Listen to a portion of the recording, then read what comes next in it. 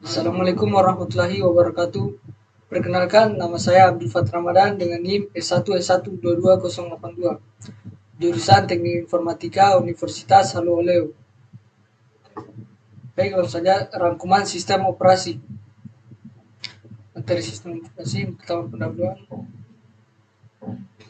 Untuk pendahuluan, tujuan sistem operasi untuk menggambarkan organisasi dasar sistem komputer untuk memberikan tur besar komponen utama dari sistem operasi. Kedua, untuk memberikan gambaran tentang banyak jenis lingkungan komputasi. Ketiga, untuk mengeksplorasi beberapa sistem operasi open source. Sistem operasi. Sistem operasi adalah sebuah program yang bertindak sebagai perantara antara pengguna komputer dan perangkat keras komputer. Tujuan sistem operasi yaitu menjalankan program pengguna dan membuat penyelesaian masalah pengguna lebih mudah, membuat sistem komputer nyaman untuk digunakan, menggunakan perangkat keras komputer dengan cara yang efisien. Struktur sistem komputer. Struktur sistem komputer yang pertama, sistem komputer dapat dibagi menjadi 4 komponen. Yang pertama, hardware menyediakan sumber daya komputasi dasar, CPU, memori, perangkat, input-output. Kedua, sistem operasi mengontrol dan mengordinasikan penggunaan perangkat keras di antara berbagai aplikasi dan pengguna. Ya, program aplikasi menentukan cara sumber daya sistem digunakan untuk memecahkan masalah komputasi pengguna. Pengolah kata, kompiler, browser, web, sistem basis data, video game. Keempat, pengguna, orang, mesin, komputer, lainnya. Berikut organisasi sistem komputer. Operasi sistem komputer. Yang pertama, satu atau lebih CPU.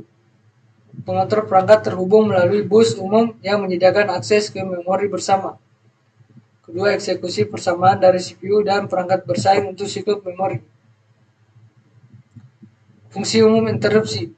Fungsi umum interupsi mentransfer kendali ke rutin layanan interupsi secara umum melalui vektor interupsi yang berisi alamat semua rutinitas layanan. Dua, arsitektur interupsi harus menyimpan alamat instruksi yang diinterupsi. Tiga, perangkat atau pengecualian adalah interupsi yang dihasilkan perangkat lunak yang disebabkan oleh kesalahan atau permintaan pengguna. Yang keempat, sebuah sistem operasi adalah didorong interupsi. Struktur input-output. Struktur input-output. Setelah input-output dimulai, kendali kembali ke program pengguna. Hanya setelah input-output selesai, tunggu interupsi menganggur CPU sampai interupsi berikut. Tunggu loop atau perselisihan untuk akses memori. Paling banyak satu permintaan input-output luar biasa pada satu waktu. Tidak ada pemrograman input-output secara simultan. Setelah input-output dimulai, kontrol kembali ke program pengguna tanpa menunggu penyelesaian input-output. Panggilan sistem permintaan ke IOS untuk mengizinkan penggunaan menunggu penyelesaian input-output. Tabel status perangkat berisi entry untuk setiap perangkat input-output yang menunjukkan tipe, alamat, dan statusnya. Indeks dalam tabel perangkat input-output untuk menentukan status perangkat dan untuk memodifikasi entry tabel untuk menyatakan instruksi konsep. Hierarki perangkat penyimpanan. Register, cache, main memory, solid state, disk, hard disk, DC disk, magnetic task bits. Struktur sistem operasi. Struktur sistem operasi yang pertama, multiprogramming atau sistem batch diperlukan untuk efisiensi pengguna tunggal tidak dapat membuat perangkat CPU dan input-output sibuk sepanjang waktu. Multiprogramming mengatur pekerjaan atau kode dan data sehingga CPU selalu memiliki satu untuk dieksekusi. Subset dari total tugas dalam sistem disimpan dalam memori, satu tugas dipilih dan dijalankan melalui penjadwalan pekerjaan ketika harus menunggu untuk input-output misalnya. OS beralih ke pekerjaan lain. Kedua, berbagi waktu atau multitasking adalah ekstensi logis di mana CPU beralih pekerjaan begitu sering sehingga pengguna dapat berinteraksi dengan setiap pekerjaan saat sedang berjalan.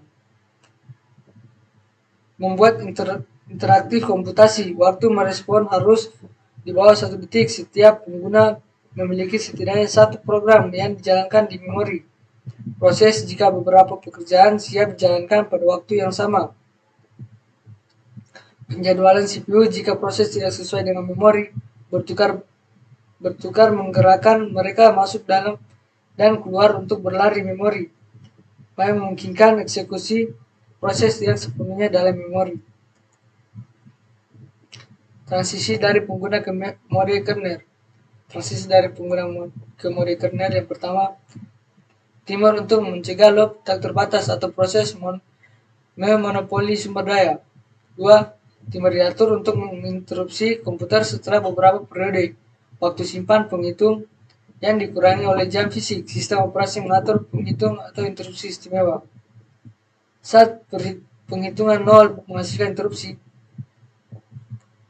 3. Mengatur sebelum program penjadwalan untuk mendapatkan kembali kendali atau menghentikan program yang melebihi waktu yang ditentukan. Di sini bisa kita lihat ada gambar. Lanjut, kegiatan manajemen proses. Kegiatan manajemen proses. Yang pertama, sistem operasi bertanggung jawab atas aktivitas berikut sehubungan dengan manajemen proses. Membuat dan menghapus proses pengguna dan sistem menangguhkan dan melanjutkan proses. Menyediakan mekanisme untuk sinkronisasi proses. Menyediakan mekanisme untuk komunikasi proses. Dan terakhir, menyediakan mekanisme untuk penanganan deadlock. Lanjut, perlindungan dan keamanan. Perlindungan dan keamanan. Pertama, perlindungan. Mekanisme apapun untuk mengontrol akses proses atau penggunaan ke sumber daya ditentukan oleh OS. Keamanan. Yang kedua, keamanan. Pertahanan sistem terhadap serangan internal dan eksternal kisaran besar, termasuk denial of service, worm, virus, pencurian identitas, pencurian layanan.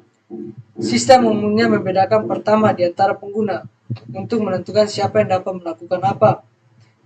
Identitas pengguna atau ID pengguna. ID keamanan termasuk nama dan nomor terkait. Satu per pengguna ID. ID pengguna kemudian dikaitkan dengan semua file. Proses dari pengguna tersebut untuk menentukan kontrol akses mengenal grup atau identitas grup. Memungkinkan kumpulan pengguna untuk ditentukan dan dikontrol, dikelola, kemudian juga dikaitkan dengan setiap proses. Setiap proses file. Eskalasi hak istimewa memungkinkan pengguna untuk mengubah ID efektif dengan lebih banyak hak konsep. Berikut lanjut, sistem operasi sumber terbuka. Sistem operasi sumber terbuka, pertama itu sistem operasi tersedia dalam format kode. Sumber bukan hanya binar, sumber tertutup. Kedua, kontrak keperlindungan salinan dan manajemen hak digital atau DRM pergerakan. Ketiga, dimulai oleh Yayasan Perangkat Lunak Bebas (MSP) yang memiliki copyleft, lisensi publik GNU atau GPL.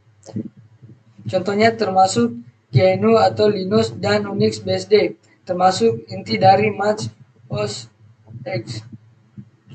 Dan masih banyak lagi. Dapat menggunakan VMware seperti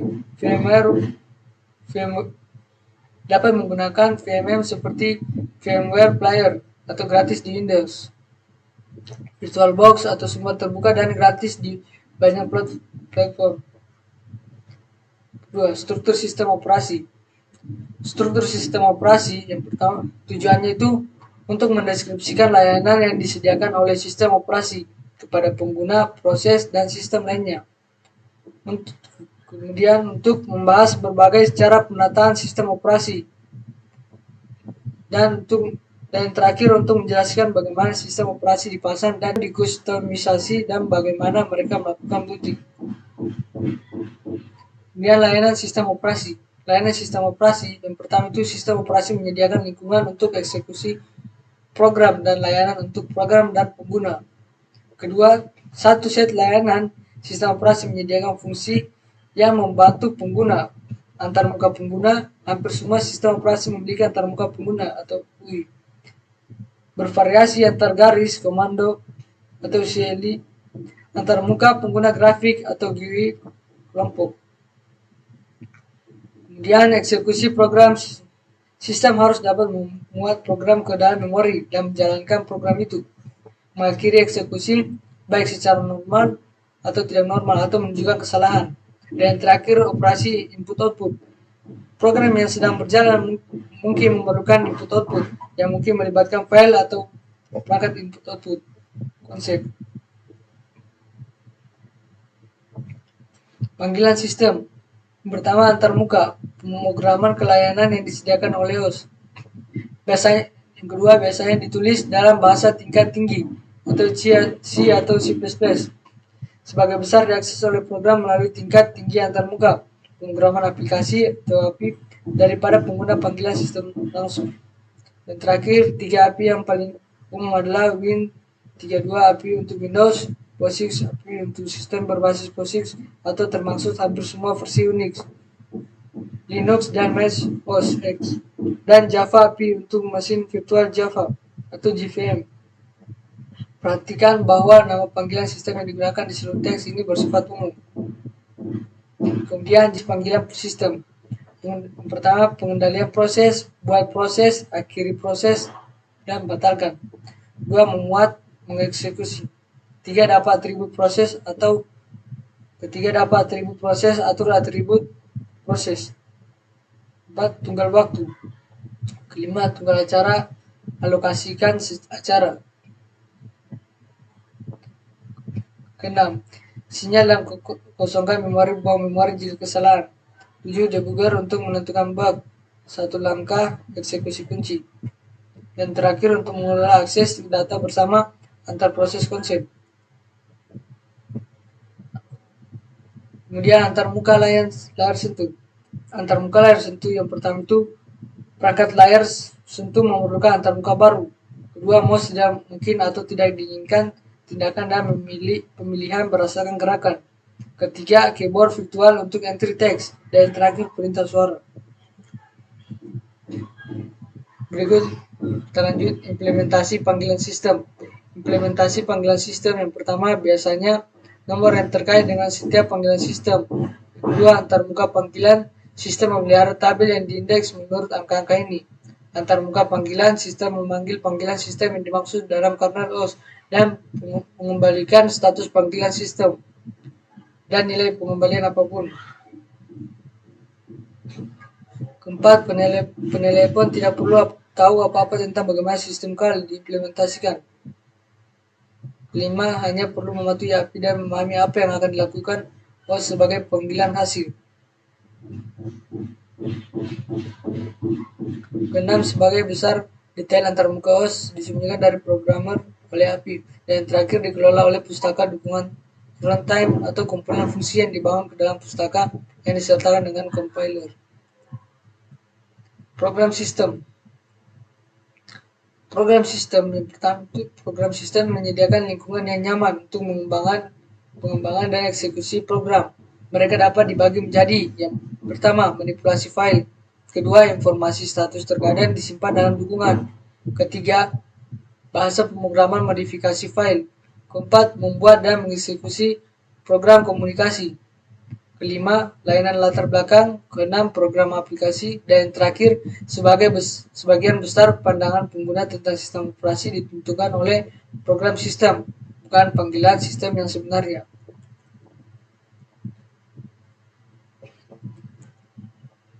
Dia menyediakan lingkungan yang nyaman untuk pengembangan dan eksekusi program. Beberapa di antaranya hanyalah antarmuka pengguna untuk panggilan sistem. Lainnya jauh lebih kompleks. Manajemen file, buat, hapus, salin, ganti nama, cetak, buang daftar, dan umumnya manipulasi file dan direktori. Informasi status. Yang pertama, beberapa meminta info dari sistem, tanggal waktu, jumlah memori yang tersedia, ruang disk, jumlah pengguna. Kedua, lainnya memberikan informasi kinerja, login, dan debugging yang mendetail. Ketiga, biasanya program ini memformat dan mencetak keluaran ke terminal atau perangkat keluaran lainnya. Dan terakhir, beberapa sistem mengimplementasikan registry digunakan untuk menyimpan dan mengambil informasi konfigurasi konsep. struktur sederhana MS-DOS.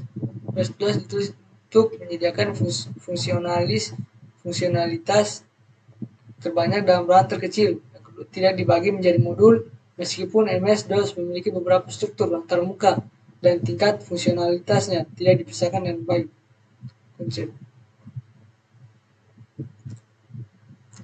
pendekatan berlapis, sistem operasi dibagi menjadi beberapa lapisan atau level, masing-masing dibagi di atas dan di bawah lapisan.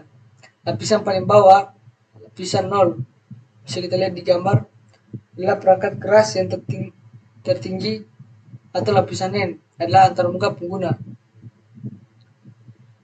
Dengan modularitas, lapisan dipilih sedemikian rupa sehingga masing-masing menggunakan fungsi operasi dan layanan hanya dari lapisan tingkat rendah konsep. Dan debugging sistem operasi. Debugging sistem operasi mendebug adalah menemukan dan memperbaiki kesalahan atau bug, menghasilkan OS file log berisi informasi kesalahan. Kegagalan aplikasi dapat menghasilkan pembuangan inti file, menangkap memori dari proses, dan kegagalan sistem operasi dapat menghasilkan tempat pembuangan sampah file yang berisi memori kernel. Di luar kerusakan, penyetelan kinerja dapat dioptimalkan kinerja sistem. Pertama, terkadang menggunakan daftar jejak kegiatan dicatat untuk menganalisis. Kedua, pembuatan profil adalah pengambilan sampel, menunjukkan instruksi secara berkala untuk mencari tren statistik. Ketiga, hukum Kernighan. Debugging 2 kali lebih sulit daripada menulis kode di tempat pertama. Oleh karena itu, jika Anda menulis kode secerdas mungkin, menurut definisi Anda tidak cukup pintar untuk mendebugnya. Penyetelan performa. Penyetelan performa yang pertama meningkatkan kinerja dan menghilangkan kemacetan. Kedua, OS harus menyediakan sarana komputasi dan menampilkan ukuran sistem perilaku. Terakhir, misalnya program teratas atau Windows Task Manager. Generasi sistem operasi. Generasi sistem operasi dirancang untuk berjalan di salah satu kelas mesin. Sistem harus dikonfigurasi untuk setiap situs komputer tertentu.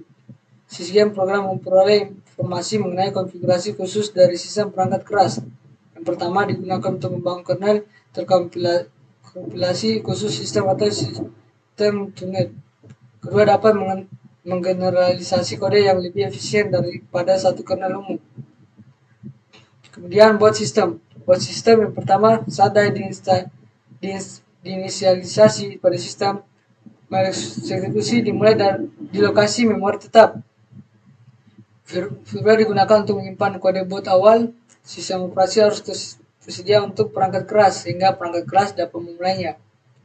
Sepotong kecil kode pemuat bootstrap disimpan di ROM atau EEPROM, menempatkan kernel memuatnya ke dalam memori dan memulainya. Terkadang proses 2 langkah di mana blok boot di lokasi tetap dimulai oleh kode ROM yang memuat pemuat bootstrap dari disk. Pemuat bootstrap umum grup memungkinkan pemilihan kernel dari banyak disk, versi opsi kernel, dan terakhir beban kernel dan sistem kemudian berlari. Mungkin itu saja rangkuman sistem operasi saya. Mohon maaf bila ada salah kata. Wabillahi taufiq wal hidayah. Wassalamualaikum warahmatullahi wabarakatuh.